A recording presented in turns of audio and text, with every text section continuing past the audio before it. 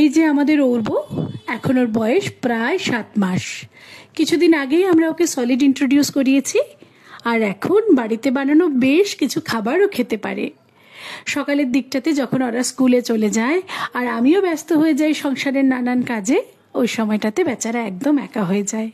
ওই সময়টাতে ওকেও একটু ব্যস্ত রাখার জন্য আমি যেটা করি সেটা হলো একটা কার্পেট পেতে তাতে বিভিন্ন রকম খেলনা ছড়িয়ে ওকে বসিয়ে দিই, আর বাড়ির সবার জন্য সকালে যে ব্রেকফাস্টটা বানিয়েছি সেটা একটা প্লেটে ওর সামনে রাখি।